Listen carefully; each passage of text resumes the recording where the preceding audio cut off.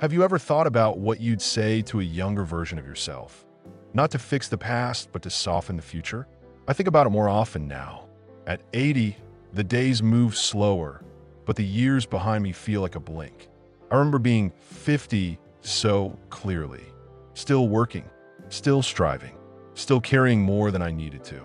I thought I understood life. I thought I had to. But now, 3 decades later, there are things I wish I had known. Not warnings, not regrets, just truths I hadn't yet grown into. This isn't about telling my younger self to avoid mistakes. Mistakes taught me. This is about helping him walk with less fear, less tension, more breath, more peace. Because aging isn't what I thought it would be, and it's not what the world tells you either. It's not just loss. It's not just decline. It's something else entirely. But you don't see it when you're 50. Not yet. Back then, I thought I still had time for everything. And that's the trick, isn't it? You feel both old and young. You think you're supposed to have it together, but you're also still chasing something. You ignore the signals, the fatigue, the quiet aching in your back, the way your mind starts to repeat the same worries. You think it's stress. You think it'll pass. But really, it's your body and spirit whispering. You're entering the second half. Are you ready to live it differently? Now that I'm 80, I see so much I missed. Not because I wasn't smart, but because I was too busy to notice. Too busy proving, fixing, protecting, building. So if I could sit down with my 50-year-old self over a cup of coffee, no lectures, no charts, just a long, quiet conversation, here's what I'd say. And I'd say it gently, with love, from a place of having lived it. In this video, I'll share 8 things I wish I could tell my 50-year-old self about aging. 8 things that might have changed the way I moved through the years that followed. They won't all be easy. Some of them might surprise you, but they're honest. And if you're somewhere in the middle of your own life right now, maybe they'll give you something I didn't have then, a clearer view of what's ahead and a deeper trust in the person you're becoming. Let's begin with the first one. It has nothing to do with money or health or legacy. It has to do with how you carry yourself through a room and what your presence tells the world long before you speak. The first thing I tell my 50-year-old self is this: how you carry your energy matters more than how you carry your responsibilities. Back then, I thought presence came from achievement. That if I worked harder, looked sharper, had the right words and the right timing, I'd earn my space in the world. I walked into rooms with a sense of purpose, yes, but also with tension, with a need to be respected, to be efficient, to stay in control. I didn't realize how much that energy spoke before I ever opened my mouth. What I know now is that people don't remember what you accomplished nearly as much as they remember how they felt around you. Did they feel seen, calmer, pressured, judged, encouraged? At 80, I see how often I was focused on being right when I could have just been kind. How often I missed the mood in the room because I was so busy bringing my own. It's not that I regret being strong, but I wish I'd known the difference between strength and sharpness, between leadership and control, between being respected and being safe to be around. I didn't always offer softness. I didn't always offer pause. I thought slowing down meant losing time, when really, it's how you reclaim it.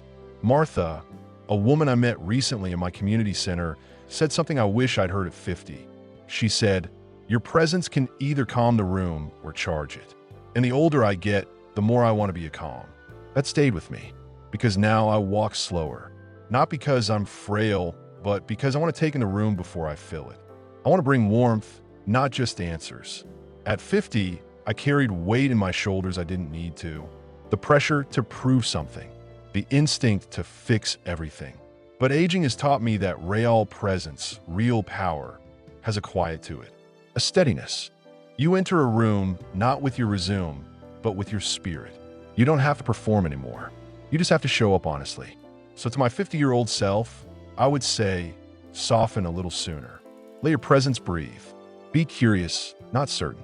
People will remember your tone long after they forget your words. And you'll sleep better knowing you didn't carry the day like a burden, but move through it like someone who's already enough. The second thing I tell my 50-year-old self is this: your body is not a tool to be managed. It's a relationship to be tended. At 50, I treated my body like a vehicle. I pushed it, scheduled it, corrected it, ignored it, And when it gave me signals, aches, stiffness, sleeplessness, I treated them like distractions, not messages. I thought I was being strong. I thought I was being responsible. I didn't realize I was slowly losing the only consistent companion I would have for the rest of my life. The body keeps the score, yes. But more than that, it keeps the story. Every season of stress, every rushed morning, every time I skipped lunch because I was fine, it remembered. I just didn't listen until it began to speak louder, until my knees groaned, until my digestion changed, until my balance felt different. Then, and only then, did I stop and wonder, how long has this been building? If I could speak to my 50-year-old self, I'd say, your body isn't failing you. It's just tired of being ignored. Back then, I thought rest was weakness, that slowing down was something you earned only after the work was done. I pushed through fatigue. I stretched discomfort into normalcy. I postponed checkups. And most of all, I spoke harshly to myself, internally and aloud, when my body couldn't keep up with my expectations. Now, I see things differently. I stretch in the morning not to be flexible, but to greet the day with kindness. I eat not just for fuel, but for care. I sleep because I'm human, not lazy. I walk slowly because I want to feel the ground under my feet. Thomas, a friend of mine who's 82 and walks every morning, told me something I wish I'd heard sooner. The older I get, the more my body needs to be asked, not commanded. That hit me, because I spent decades barking orders at a system that only needed to be included. You don't have to be perfect. You don't need a rigid routine or supplements lined up like soldiers.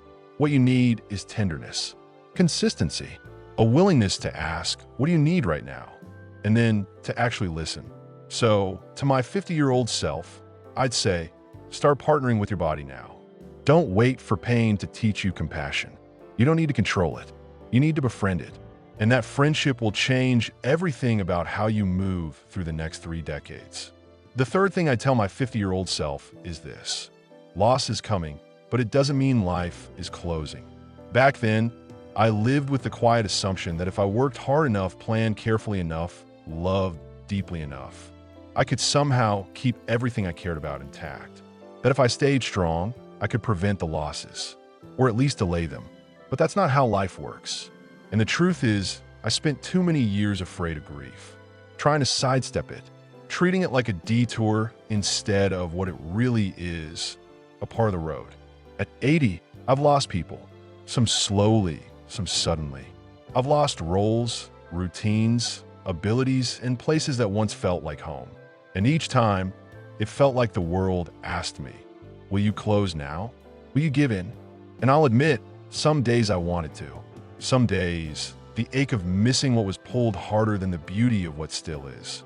But here's what I wish I'd known at 50. Loss doesn't end life. It reshapes it. And if you let it, grief can make you softer. It can expand your capacity to love, to notice, to feel joy in places you never looked before. I used to fear sadness. I thought if I let it in, it would take over. But what I've learned is that sadness doesn't stay forever unless you fight it. Eleanor, a friend I met after both of us had lost our spouses, told me once, grief doesn't ask for a solution. It asks for a witness. That changed how I held my own pain. I stopped trying to fix it. I stopped apologizing for it. I started giving it space. A seat at the table, a walk in the park, a line in my journal that simply said, today I miss you. To my 50-year-old self, I'd say this, you don't need to be afraid of what's coming. You'll survive it. You'll even grow inside of it. Don't brace for every goodbye. Instead, love deeper now. Say the words now. Make memories that will carry you through. And trust that when loss comes, you won't be alone with it. You'll be surrounded by everything you've built. Every kindness, every presence, every person who remembers what you gave them. Grief is not the end of you. It's the beginning of a different version of you. Quieter, maybe, but more honest, more awake, and infinitely more human. The fourth thing I tell my 50-year-old self is this. You don't have to do everything to matter. And more than that, you never did. At 50, I was still chasing usefulness like it was oxygen. Still measuring my worth in checked boxes and completed tasks. Still believing, somewhere deep in my bones, that being busy meant being valuable. I didn't know how to sit still without guilt. I didn't know how to rest without a reason. Looking back, I wasn't alone in that. Most people in their 50s are sandwiched between demands. Work is still pulling. Family needs still swirl around you. You're caring for parents, for children, sometimes both at once. And somewhere in the middle of all that, your own identity gets reduced to function. What can you do today? What can you fix? Who needs you? But now I see that all the best parts of me had nothing to do with efficiency. They had to do with presence, with how I looked someone in the eyes when they were speaking, with how I sat next to my wife when she was tired, with how I showed up for a friend, not to solve something, but just to be there. These were the moments that people remembered. And more importantly, they were the ones that fed me long after my titles and roles fell away. I used to think rest had to be earned. That joy was indulgent. That stillness was laziness. But aging teaches you something strange and beautiful. Your enoughness has nothing to do with output. You are enough because you are here, because you breathe, because you love, because you're trying. My neighbor Grace, who just turned 85, told me, "I used to run my house like a captain. Now I tend to it like a garden. One small thing at a time, and with softness." That stayed with me, because that's what life feels like now. Not a project to complete, but a space to tend. And I wish I'd started tending earlier. To my 50-year-old self, I'd say, let go of the pressure to prove. The world doesn't need a perfect version of you. It needs your attention, your calm, your unhurried presence. You won't be remembered for how much you got done. You'll be remembered for how people felt in your presence. And you'll remember yourself not for what you built, but for how deeply you allowed yourself to simply live. The fifth thing I'd tell my 50-year-old self is this. Your joy isn't a luxury, it's a necessity. And the older I get, the more clearly I see that joy is not something you chase when the to-do list is finished. It's something you practice gently, deliberately, like lighting a candle each day and letting it burn even when no one else is watching. At 50, I told myself I didn't have time for joy. That would come later, after the deadlines, the family needs, the obligations. I postponed laughter. I rationed play. I made room for everyone else's needs, but left mine at the edge of the day like an afterthought. Now, at 80, I see the cost of that. The days I rushed through beauty. The mornings I skipped sitting outside because I had things to do. The hobbies I pushed aside because they didn't produce anything. I had joy in reach, but I waited too long to make it part of my life on purpose. I want my 50-year-old self to know this. Joy is what strengthens you. It's not soft. It's not selfish. It's fuel. When you give yourself the small moments, painting, singing, walking without a goal, laughing until your eyes tear up, you are not wasting time. You are restoring yourself. You are staying whole. George, a quiet man I've known for decades, picked up wood carving after his 65th birthday. He told me once, "I didn't know I needed joy until I felt it again." He doesn't sell his carvings. He doesn't post them anywhere. He just sits by the window and lets his hands follow what feels good. And he's more alive now than I ever saw him at 45. To my younger self, I'd say, don't wait for permission. Don't wait for the world to slow down or for people to understand. Don't wait until your health makes the choice for you. Find something, even one thing, that makes your spirit rise and give it space. Water it. Return to it. Because the world will always give you a reason to delay your joy. But your body and soul need it now. And it will carry you through more than you can imagine. Joy is not a break from real life. It's the proof you're still inside it. The sixth thing I tell my 50-year-old self is this. Relationships don't sustain themselves. You have to keep choosing them. Back then, I assumed that the people in my life would always be there. That the closeness I had with friends, with family, with my partner, that it would last simply because it was strong. I didn't realize that even the deepest bonds fray in silence. That time and distance don't just stretch a relationship. They can slowly erase it, unless you reach across on purpose. I didn't mean to let anyone drift. I was just busy, distracted, caught up in what felt urgent. And somewhere in the middle of all that doing, I forgot how much relationships are living things. How they need check-ins, laughter, apologies, vulnerability, effort. At 80, I look around, and the circle is smaller. Not always by choice. Some people are gone. Some faded slowly. Some disappeared in the space where a phone call could have been. And now I know, it's not the arguments that break us apart. It's the quiet forgetting. The birthdays you meant to call on. The we should get together that never became a date. The hurt feelings never addressed. The forgiveness never offered. Not because it was too hard, but because no one got around to it. Lillian, who I've known since she was a mother of young kids, once told me, "You think people leave because something went wrong, but most of the time, they leave because nothing was said." That landed, because I can name 3 people right now I still think about and wonder what would have happened if I had reached out first. So to my 50-year-old self, I'd say this: don't wait to be invited. Don't wait to feel ready. Don't wait for the perfect words. Just reach out. Call. Text. Sit across from someone and tell them you miss them, even if it's awkward. Especially if it's awkward. Say you're sorry. Say thank you. Say, let's not lose this. Because in the end, the people in your life are your greatest treasure. Not the clean house. Not the perfect schedule. Not the accolades or the plans. Just the laughter across a table. The hand on your shoulder. The shared silence that only old friendship can hold. Relationships need tending, just like gardens. And the earlier you plant, the deeper the roots grow. The 7th and final thing I tell my 50-year-old self is this: you're going to change, and that's not something to fear. It's something to bless. Aging is not a descent. It's not a diminishing. It's a return to slowness, to simplicity, to presence. And if you let it, it can become the most honest and beautiful version of your life. At 50, I thought getting older meant losing relevance, that I'd fade out of conversations, that I'd become invisible, that I'd have to fight to matter. And maybe sometimes that happens. The world can be noisy, fussed, forgetful. But what I've discovered at 80 is that the quieter life becomes, the clearer it speaks.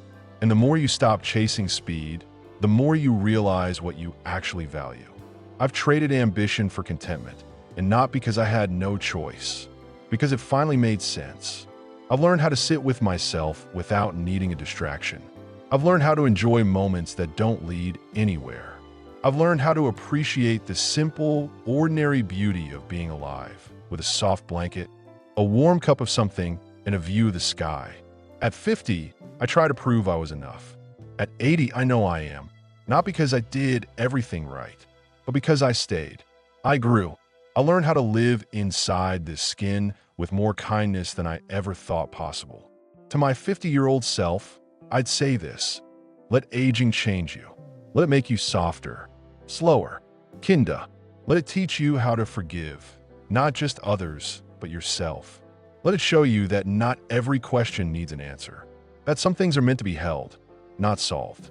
That peace is not the absence of pain, it's the presence of acceptance. You'll have years where your energy dips, where people leave, where your memory falters, where your hands shake. But you'll also have years where sunsets feel like scripture, where kindness moves you to tears, where you'll laugh at something so simple, you'll wonder why you ever chased anything more complicated. And you'll look in the mirror one day, not to judge, but to marvel that you made it, that you are still here, that after everything, life didn't shrink you. It grew you into someone more whole, more human, more deeply alive than you ever were at 50. If this video resonated with you, if even one of these thoughts stirred something inside you, don't keep it to yourself. Like the video, share it with someone who's in the middle of their own becoming. Subscribe to our channel for more reflections like these, real, honest, and grounded in the journey of growing older with grace. Thank you for being with us. Share your story in the comments. What would you say to your younger self? We'll read every word, and we'll walk forward together, one year, one insight, one breath at a time.